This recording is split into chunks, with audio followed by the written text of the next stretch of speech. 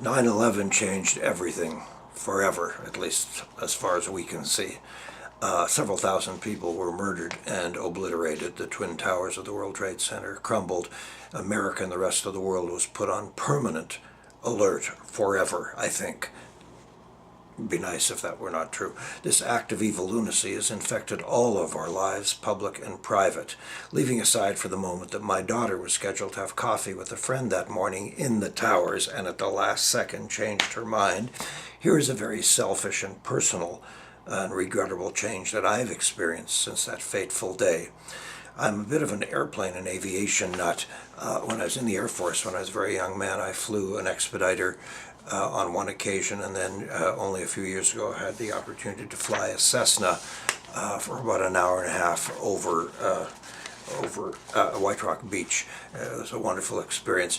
But continuing my fascination for this wonderful, peculiar human activity called flight, I've taken the opportunity to learn more. And before 9/11, I always made an effort to go and visit the cockpit on long-haul flights.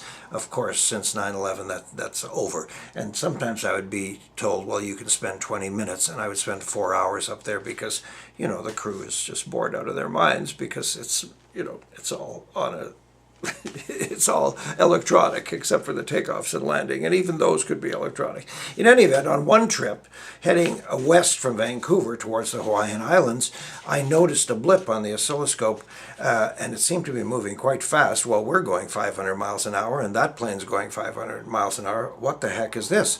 So the pilot, after my query, turned on his radio, which they use infrequently, and found out that it was a Northwest Airlines flight coming from Hawaii back to its home base in Minneapolis. And he said, don't worry, we're flying about 2,000 feet above that one. And then all of a sudden, in a blink of an eye, and it was just like out of a Star Wars or Star Trek episode, whoosh, the thing just zipped underneath us, and I spun around and looked out the starboard window, and it was gone. It was an amazing experience. On that same flight, I asked what had happened to that Hawaiian flight where the fuselage just ripped open in midair.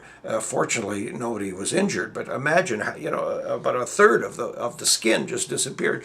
And he explained to me that, the pilot explained that airplanes are listed for so many takeoffs and landings because when you go from ground level to 39,000 feet, the skin, usually aluminum, stretches and pulls back and so on, and it can only do that so many times without, it's like a sweater, without dissolving.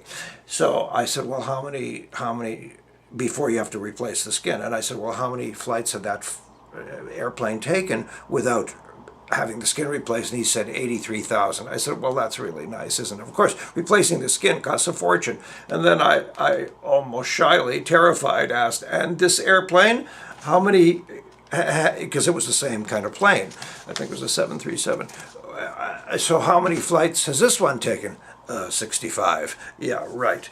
So I learned, among other things, that pilots and engineers are almost inevitably brilliant people, relaxed, knowledgeable, prepared, and confident. PICKLE, modern flight, which truly is a gift from the gods, is safer than crossing a marked street intersection. But let's not take it for granted.